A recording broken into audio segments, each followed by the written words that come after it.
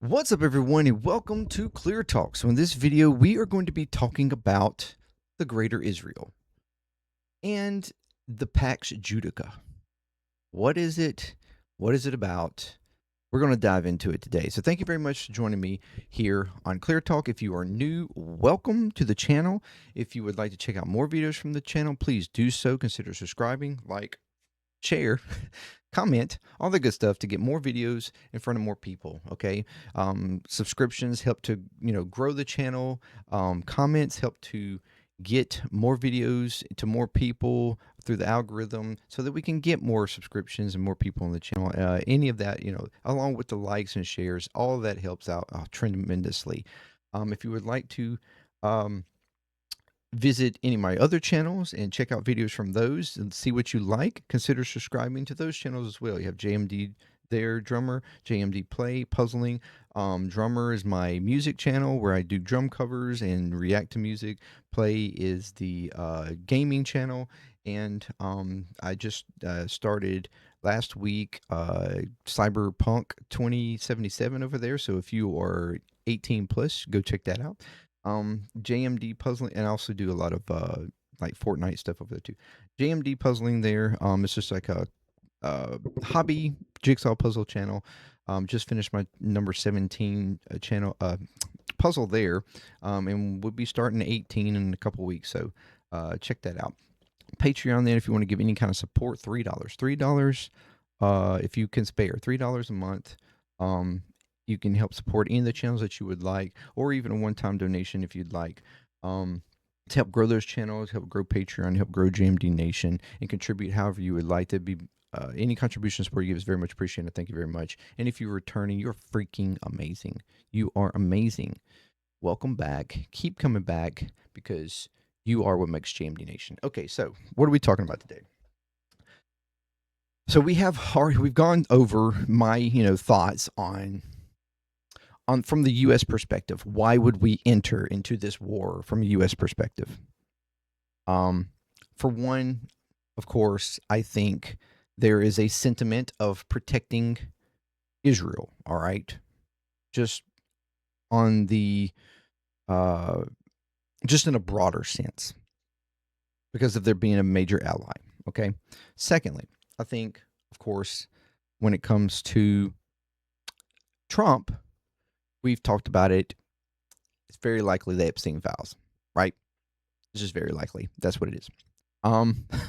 Very good chance. Protecting himself, because Israel probably has something on him. And he's going to do whatever they want for that reason. And then three, there's a specific part of this administration and sentiment of some people in the United States about Christian Zionism. All right. And this ties into Israel and the greater Israel aspect, bringing about the end times, Armageddon, Jesus coming back, all these things. Okay.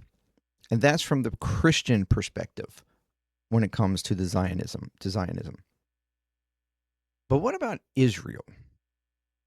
What about Israel itself? And why would Israel be interested not only in just eliminating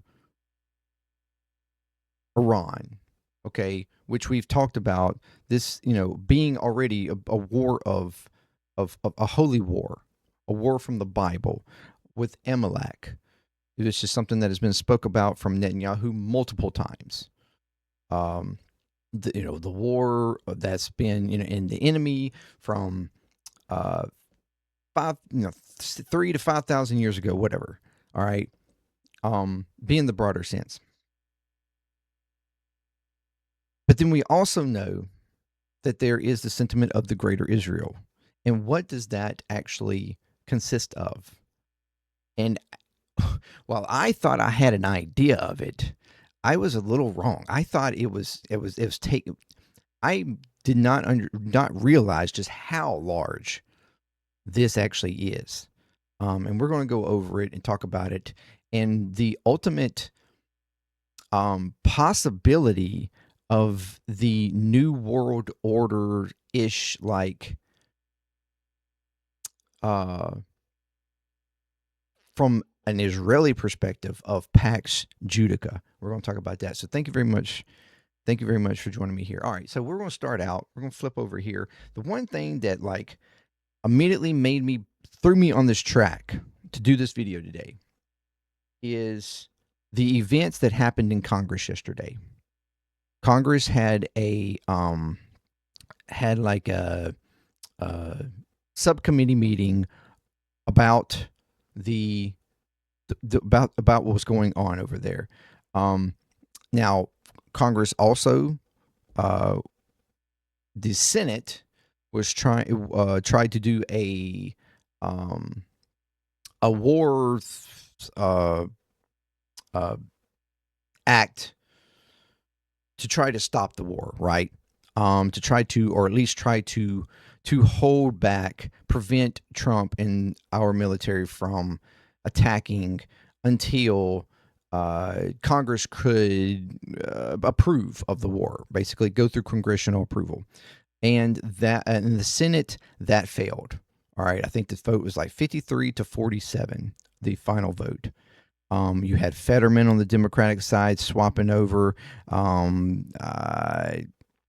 I can't remember who on the Republican side swapped over, but ultimately the Senate voted to not block military actions for congressional approval, which is absolutely insane, absolutely crazy. That they basically just gave impunity, at least for the moment, for Trump and this administration to continue bombing Iran without congressional approval, which is absolutely crazy. But in this other subcommittee meeting, we had some people, some outside people, some military people go to protest, basically against this war. All right. And the one that really jumped out at me was this one right here. You have here, this is a Marine Corps veteran, He was protesting the war with Iran. And as he started, he was peacefully protesting too. This is even the short version. I think I've got the longer version on my page.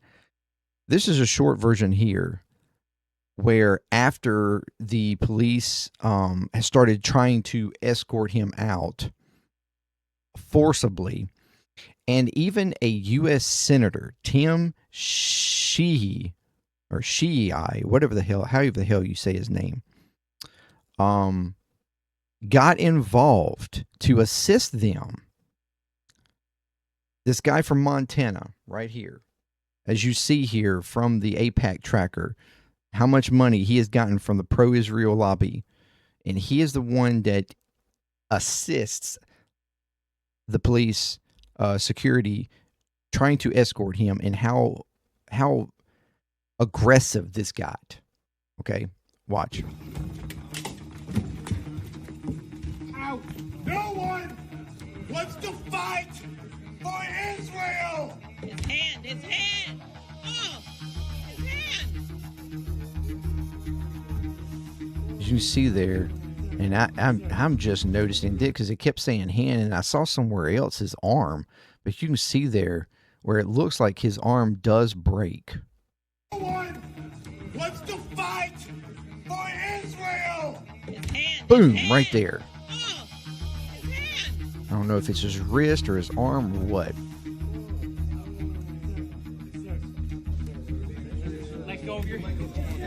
This guy here is the senator. This is Tim Sheehy or whatever the hell. Piece of shit. They literally have him off the ground trying to jerk him. And what happened is his arm got stuck between the two doors. There's this door here and this door here. And when he had his arm around this one, this door closed in, I guess from the force of the other one, and it locked his hand between the two doors because he was like holding onto the handle of this door. And I think the longer version shows it from a different angle so you can see that.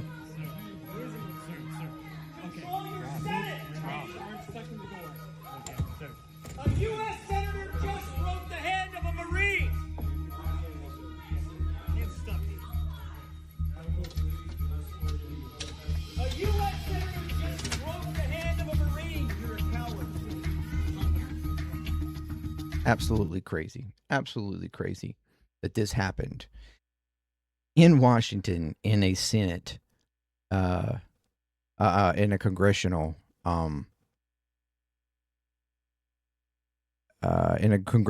subcommittee meeting, I think is what it was. This is the longer version here. For this war. America does not want to fight this war for Israel. Let's go. Come on, let's go. See, he was not even yelling.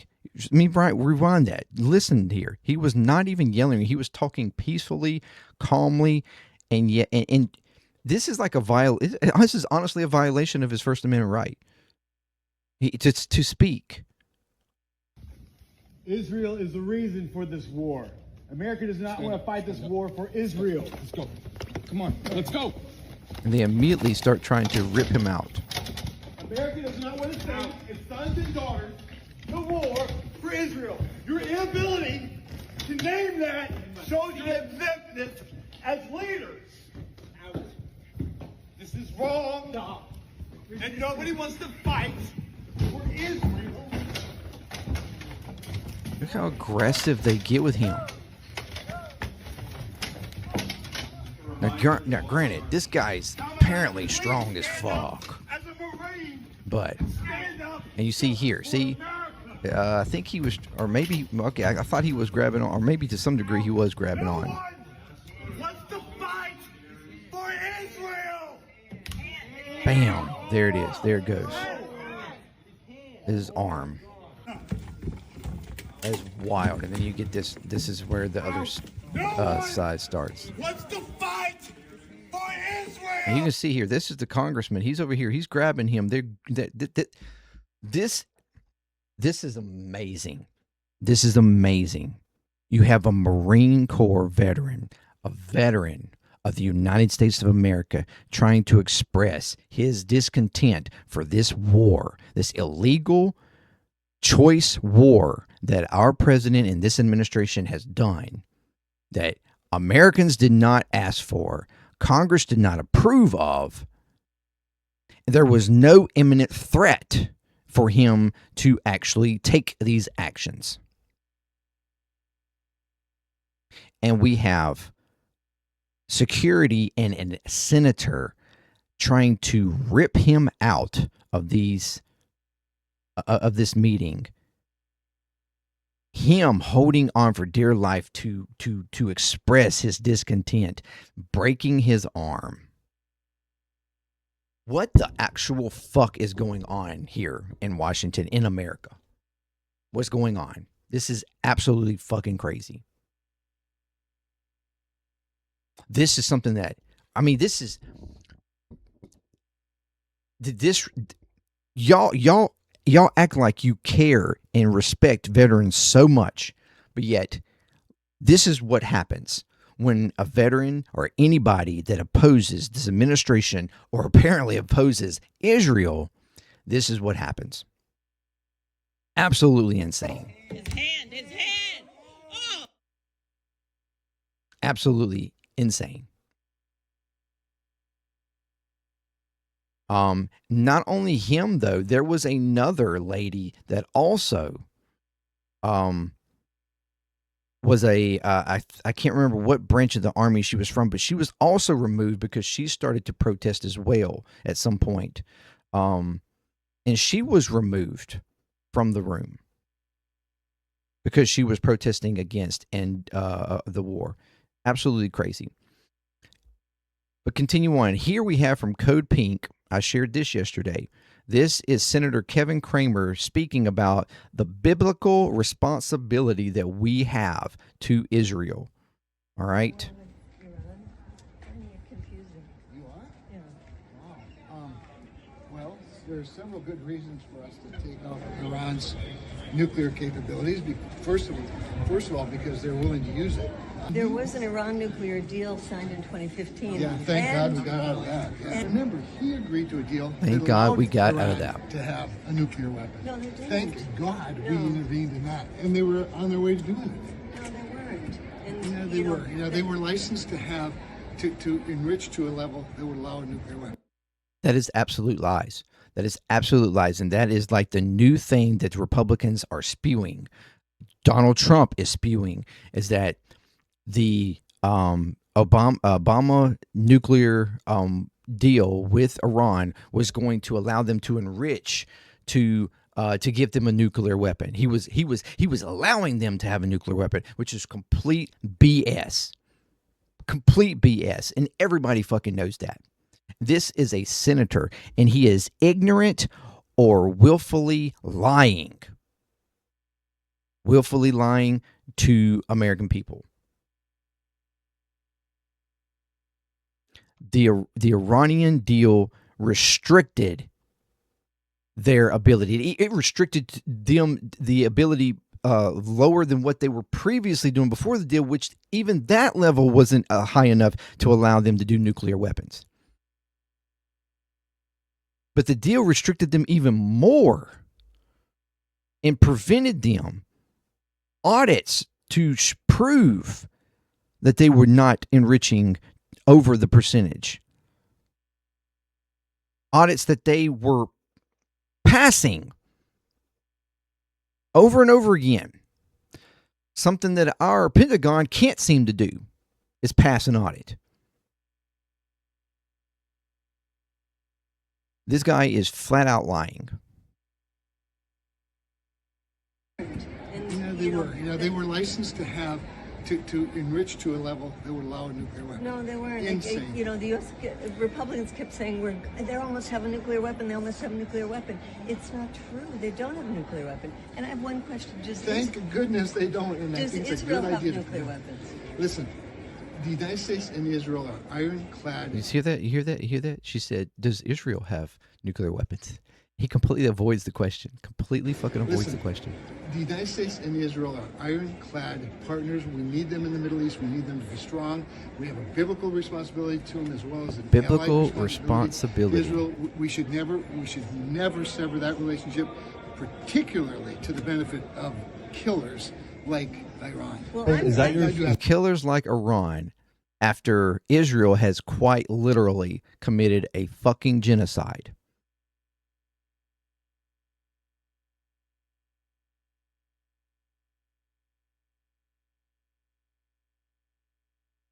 Is that your office?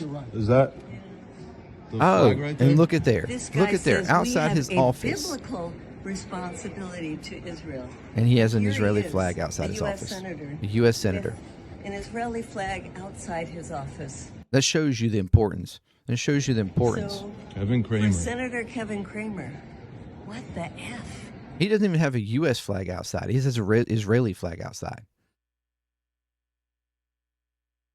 What the F? Like she said, what the actual F? Okay?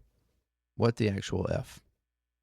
And we have, Lindsey Graham here. This incredible fucker.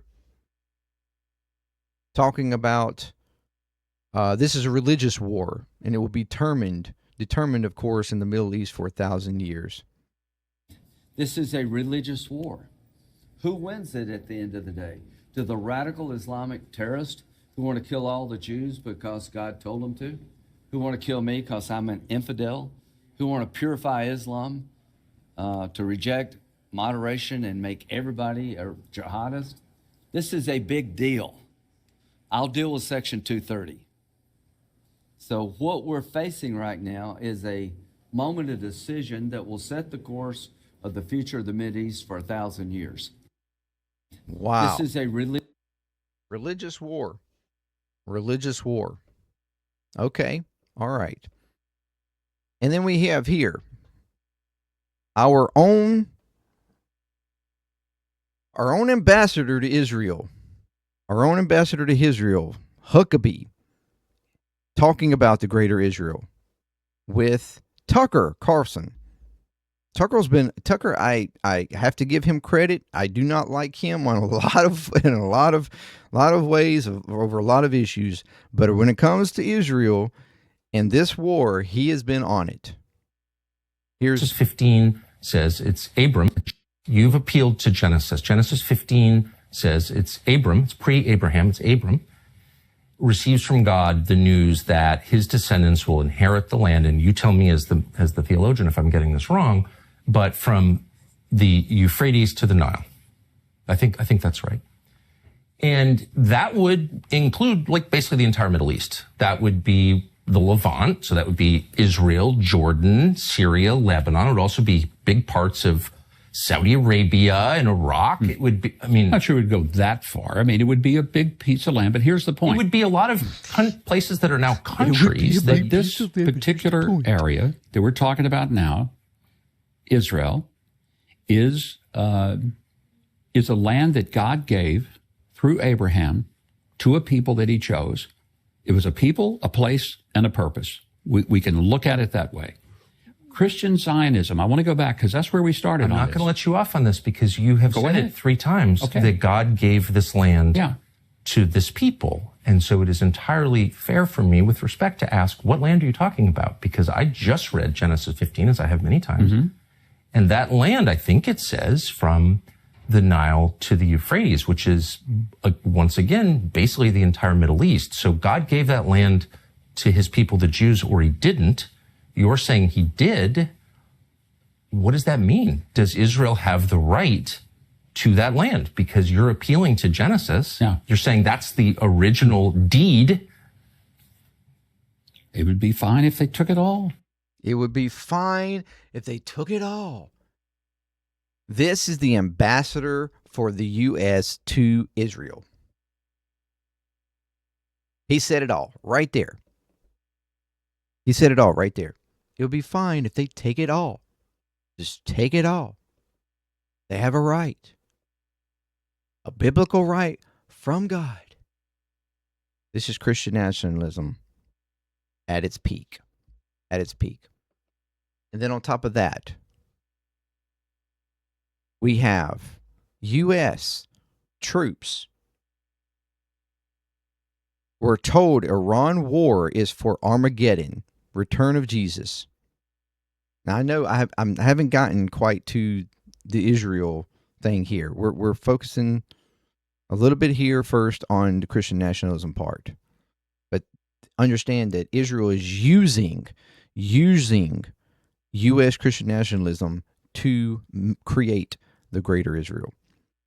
A combat unit commander told non-commissioned officers at a briefing Monday that the Iran war is part of God's plan and that President Donald Trump was, quote, anointed. Let me blow this up. Hold on. Let me blow this up. Because I'm sure you can't see this.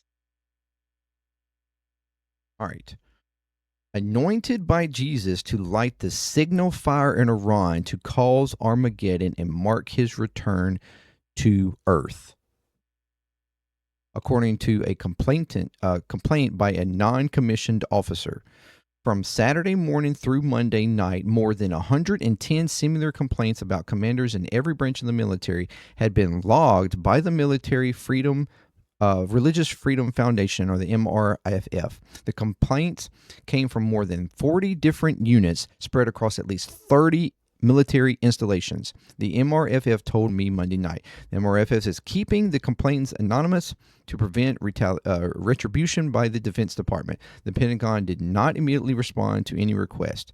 One complainant identified themselves as a non-commissioned officer, NCO, in a unit currently outside the Iran combat zone but in ready support status.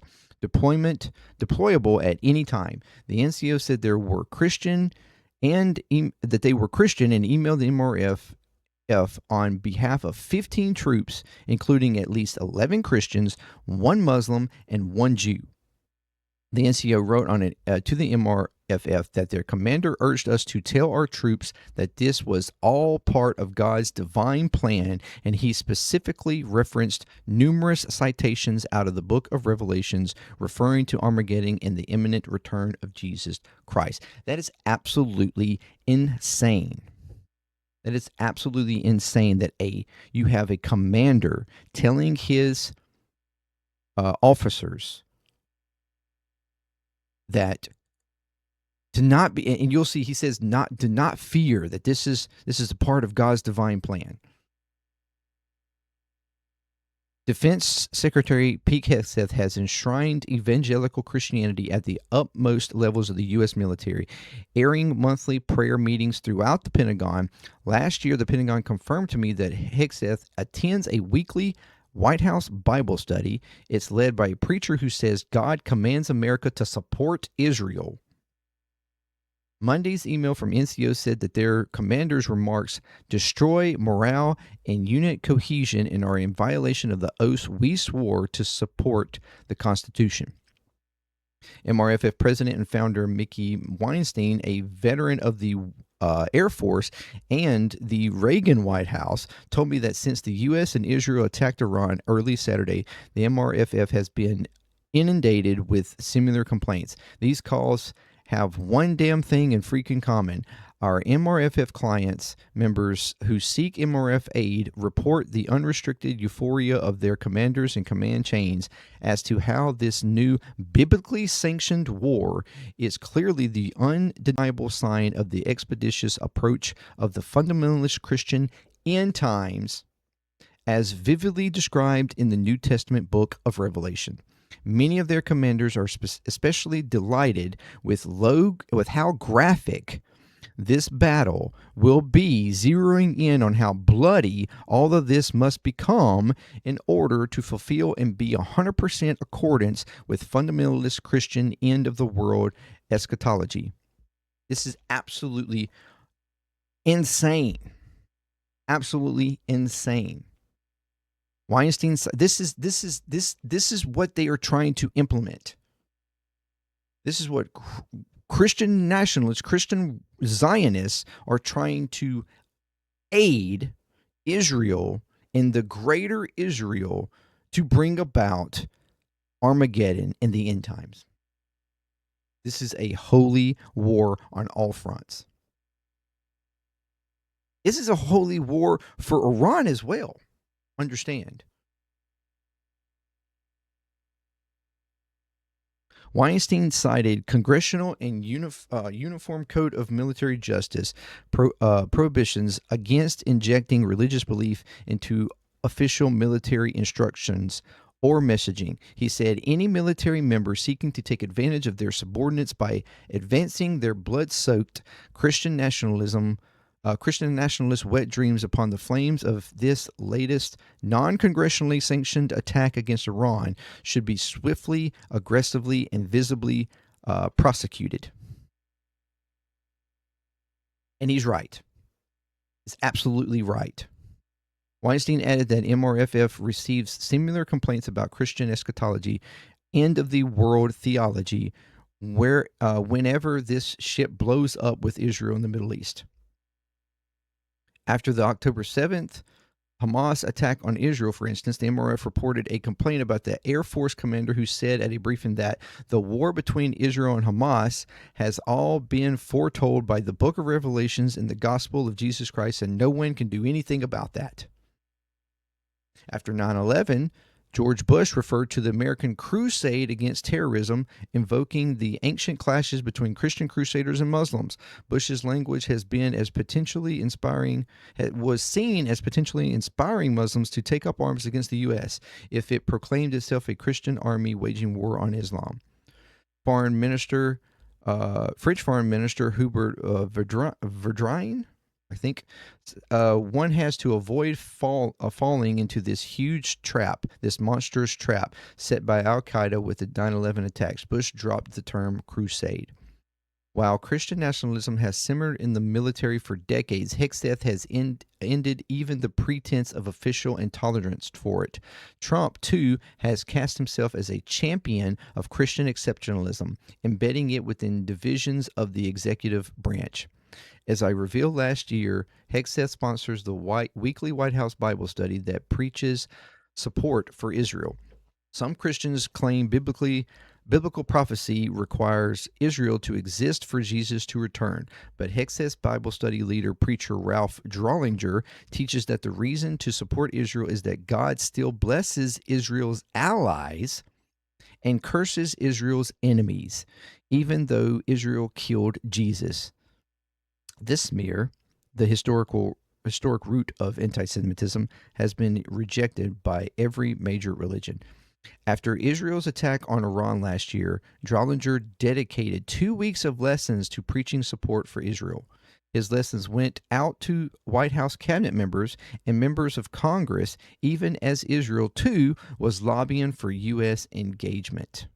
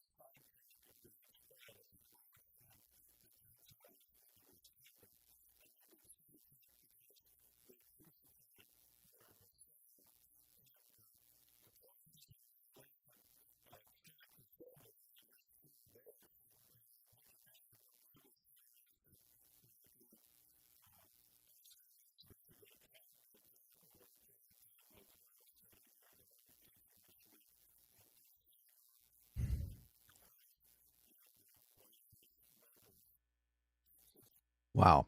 Hegseth has also initiated monthly prayer sessions, most recently featuring Doug Wilson, the far right Christian nationalist. He has also brought in other preachers from his personal circle, rejecting any attempt at making the meetings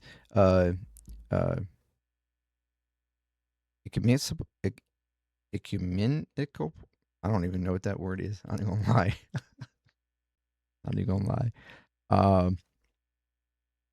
Hegseth himself also speaks at these meetings, proselytizing his personal religious beliefs. This is, I think, exactly where we need to be as a nation at this moment, Hegseth reportedly said, in prayer, on bended knee, recognizing the providence of our Lord and Savior Jesus Christ.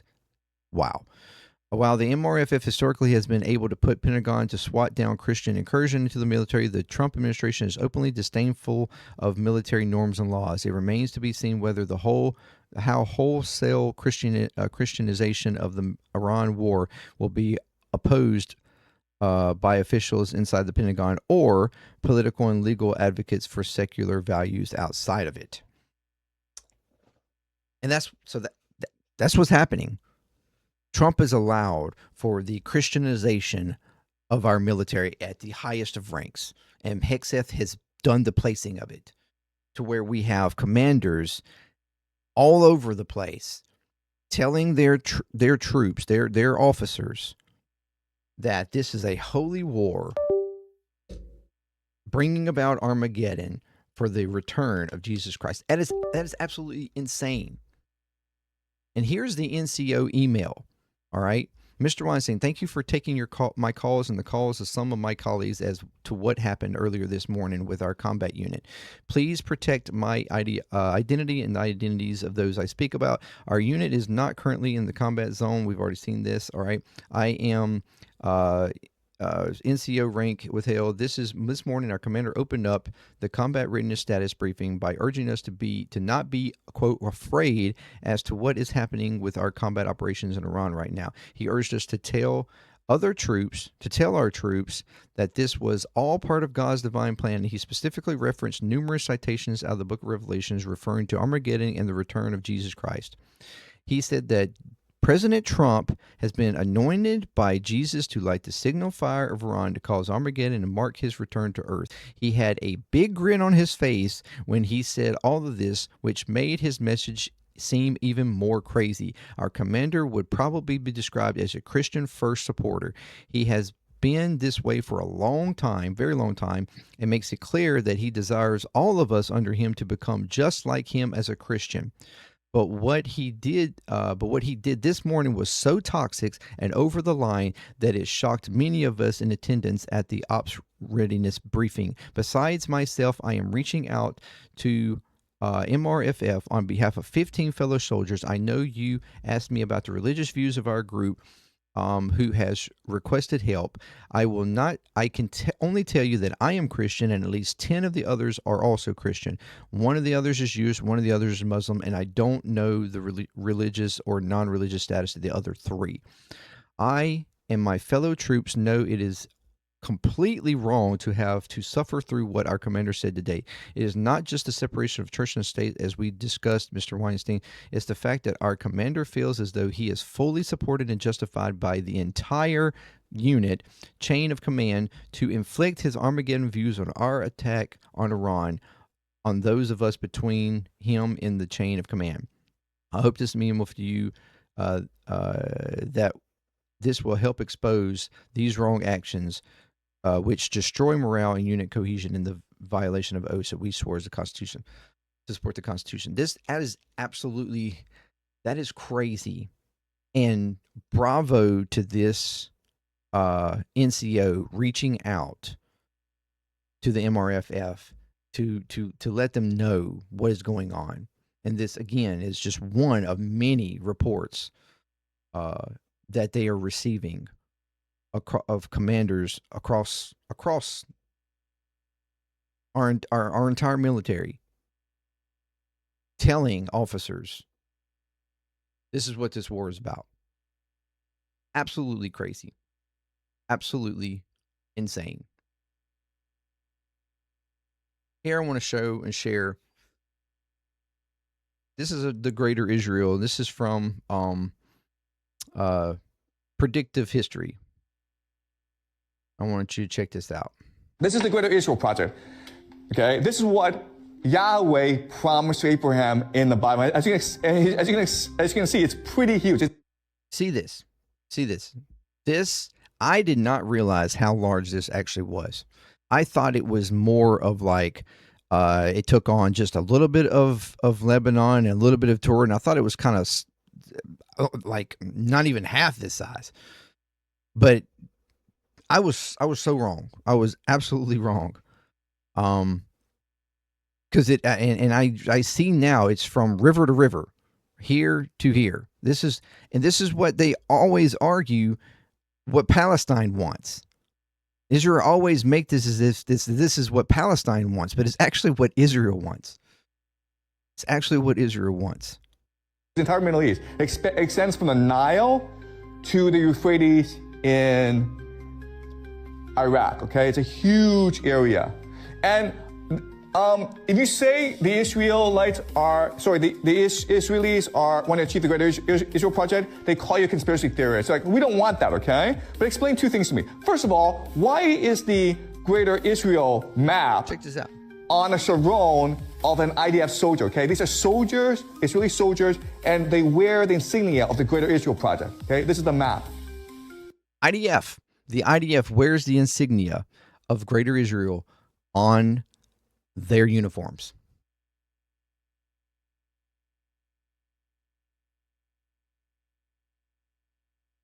And we've seen multiple times Netanyahu bringing maps to the UN that show the Greater Israel. He's done this multiple times. This is what it's about. This is what it's about. Also, if you look at the flag of Israel, there are 2 blue lines, right? These represent rivers, the Nile and the Euphrates. All right? So if it's a conspiracy theory, then how do you explain these 2 things? All right, but I want to argue to, you know what? PAX JUDAICA, it's not about Israel or the Greater Israel Project. What it is ultimately is an alliance of transnational capital. So now we're jumping into the PAX JUDAICA. All right? Multinationals like Google and Meta and intelligence agencies that will be based in Jerusalem, okay? So secret societies will be based in Jerusalem and they will use it as a headquarters for their global conspiracy.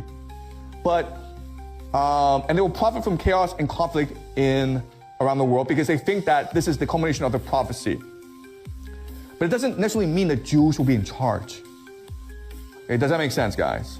Okay, so it's a much more complicated idea than people think it is. All right, so where do we get this stupid idea from, okay? It actually starts with Isaac Newton. So Isaac Newton, you learn about him in physics class, you learn that he's the founder of calculus, you learn about Newtonian mechanics, okay? But actually, these are just side projects of his. That was not his focus. He spent most of his life focusing on reading the Bible to understand the grand plan of God. And he wrote a book called Observations upon the Prophecy of Daniel and the Apocalypse of St. John, okay? That's where his focus was. And he believed he found the Bible code. And he was a member of secret societies. He was a member of the British elite. And if someone like Isaac Newton is telling you, like, this is what the Bible says, and this guy who found a calculus and who developed the 3 laws of motion, you'll probably believe him. This is the greater Israel. Okay? This is the greater Israel. This is what Christian Zionists are aiding Israel in accomplishing. And we've seen this even right now in action. While the war in Iran is going on, Israel is doing this on multiple fronts. They have already once again cut off all humanitarian aid to Gaza, once again, cutting them off, saying that they've got enough there to last them a while. They don't need any more. They cut off all these different things. All right. Cutting them completely off. You have illegal settlers that have gone rampant in the West Bank, even more so than they were. And then now, because after Hezbollah got into the fight over in retaliation for Khamenei being assassinated, and they said that was the reason why for the shot, and for the strikes, and there was like a one-off thing. That was the idea, just a retaliatory thing on because of that. Israel has went buck wild in the south of Lebanon, telling them everybody to evacuate. And that I reported, I think yesterday or the day before, that there was plans that was being circulated of them doing a ground incursion into southern Lebanon. Well, that has already started to happen. They have already started moving into southern Lebanon. Okay. And everybody's like, well, this because they're trying to control Hezbollah and they're trying to get them out and trying to keep a blah, blah, blah, blah, blah. What also happened yesterday, or the day before, Israel bombed a refugee camp in North Lebanon. It was a refugee camp of Palestinian people. Refugee camp in North Lebanon. They bombed it. Have absolutely nothing to do with what was going on in southern Lebanon with Hezbollah. But Israel decided to bomb a refugee camp, killing innocent people. Why would you need to bomb northern Lebanon? We already know there's potential that they were the ones that carried out the attack on the school in Iran, which we now know was a 2-hit. So that actually is starting to bring up the question of whether it was actually U.S. that did it. But it was a 2-hit operation. It's been shown now that you had one hit. It was a double tap, what they call a double tap. One hit on the school, and then a second hit that struck the area in which people, after the first hit, you had people scurry trying to take cover in a particular place, and then a second strike struck where those kids and teachers were trying to take cover. So it was a double tap operation.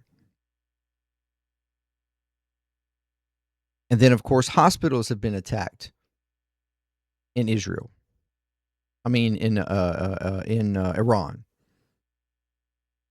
And at this point, they're damn near carpet bombing Tehran. which, I actually, in a video yesterday, with this same guy, he explained how, it's actually crazy that we are attacking Tehran because Tehran, more than likely, there are people that would actually support the overthrow of the Iranian regime, the Islamic Republic regime, that would support you in that actually are in Tehran. It's the people in the outskirts that would be against you on that. So it doesn't really make sense for us to just carpet bomb Tehran, because you would potentially be killing people that would actually be supporting you. And we've had Trump actually state a few times now that, well, yeah, those that we, yeah, some of the ones that we were considering to take over, we've killed them. We've killed them.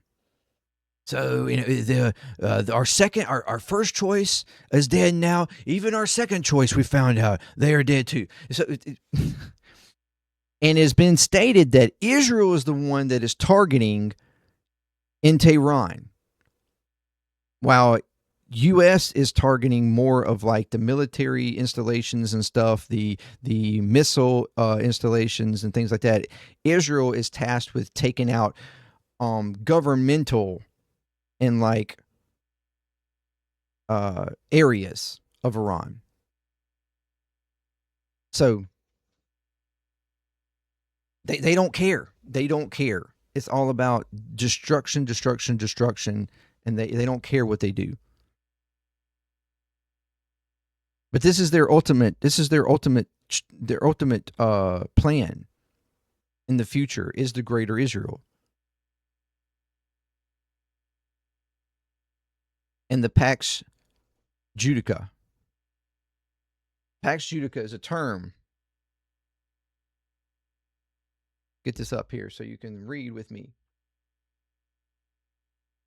PAX JUDAICA is a term used in eschatology and political discourse to describe a speculative period of Jewish or Israeli dominance,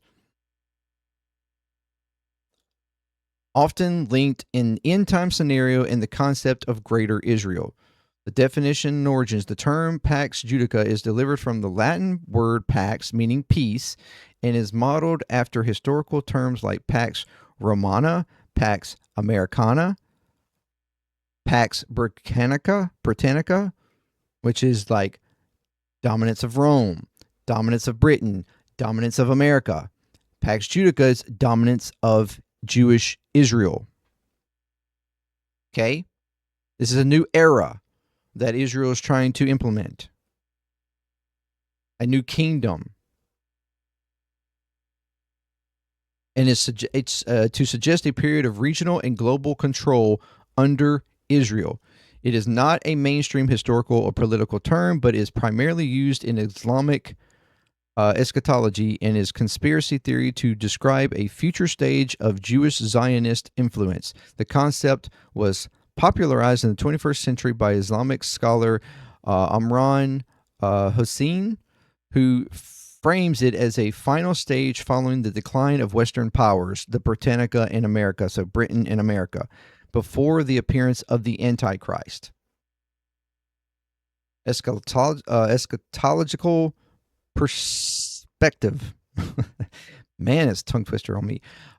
In Hussein's interpretation, Pax Judica, is part of a three-stage end times agenda. First, British global influence, then American dominance, and finally Israeli ascendance in the Holy Land. According to this view, Jews would be gathered from the diaspora and return to the Holy Land, fulfilling Quranic prophecies. This stage is seen as preparatory for the emergence of the Antichrist and the final eschatological events. political, and biblical content. The term is also linked to the idea of Greater Israel, which refers to a biblical and modern political concept of Israel's territorial expansion, sometimes encompassing the West Bank, Gaza, Golan Heights, and parts of neighboring countries. While biblical passages describe the promised land given to Abraham's descendants, interpretations vary widely, and Pax Judica is not recognized in mainstream Judaism or biblical scholarship. In political discourse, it is often used by critics to describe alleged Zionist ambitions for regional dominance. So it's like Zionist authoritarianism, Zionist imperialism.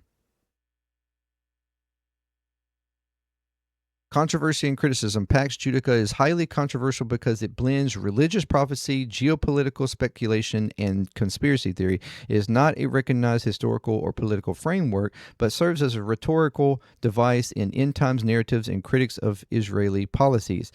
Scholars emphasize that these interpretations are speculative and should be distinguished from mainstream biblical and historical accounts. In essence, Pax Judica represents a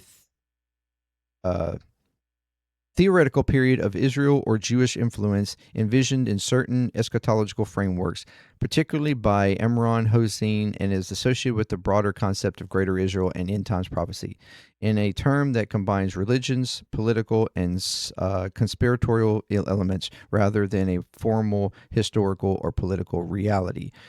Although the political reality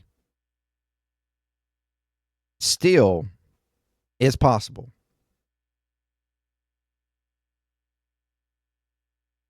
And that's just, a summary from Copilot. But this is again, this Greater Israel. And that's what this is what this is about. To some, probably from a spiritual aspect, it would be what God promised us, right? The Holy Land. What we are promised, what we have a right to, because we were promised this biblically by God thousands of years ago. This is our land by God, the Almighty, which supersedes any modern day concept of sovereignty, land, country, divisions, all that. It supersedes because it's from God. Fuck the geopolitical aspect of it. But for some like Netanyahu, for instance, who is not even from Israel, let's remind ourselves, he's actually from the U.S.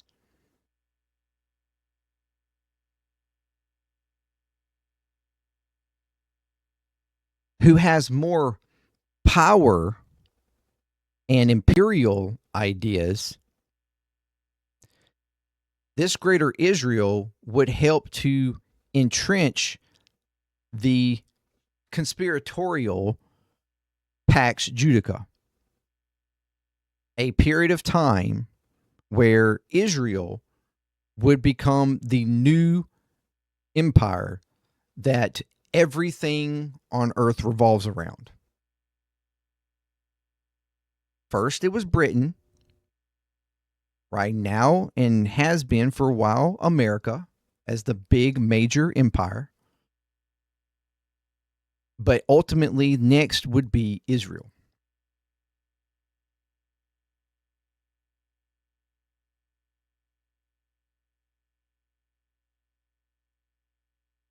And I know I'm taking this up into the clouds of questionable conspiracy ideas that have floated around.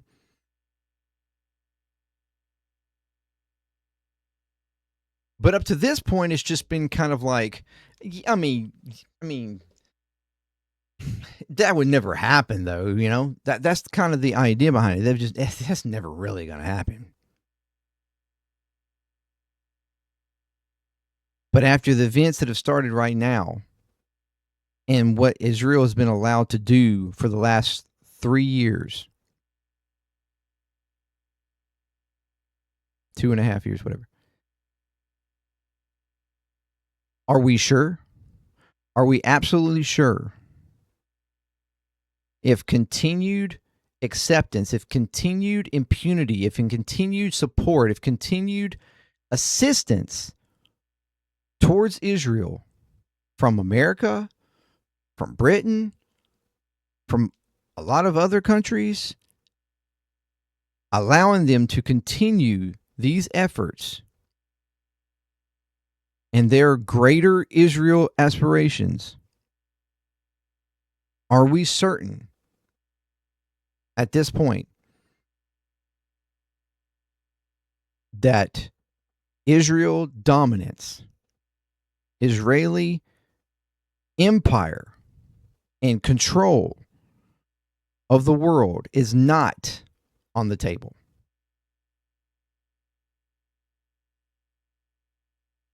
And to further that, if that is potentially on the table, after what we've seen Israel do to those that they consider enemies, to those that oppose them,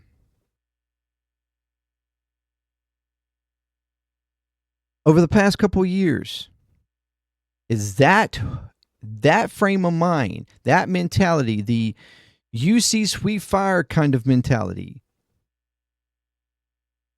We have impunity to bomb you even though we're supposed to be peaceful at this moment. There's no peace when it comes to Israel. They do what they want because they think they have the privilege and right and impunity to do so. And nobody will touch them. Do you really want that to be a dominating force in the world? I mean, we're already seeing it's kind of bad that the U.S., that America, the PAX America, under the wrong leadership, Trump, and what damage that can do. But with under the helm of someone like Netanyahu, or someone that would succeed from him, that's a whole nother level.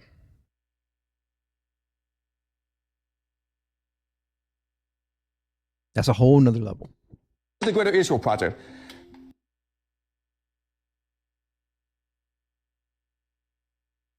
So let me know what you think. Let me know what you think. Do you think this is actual thing, that it could actually happen? Or am I just pissing in the wind and this is, nothing's going to come of this? This is not what it's about. This is just about taking out a terrorist regime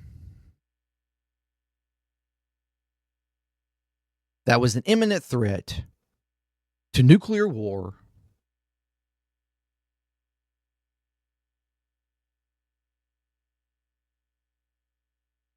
Let me know what you think. Until next time, peace. Clear Talk. I'm out.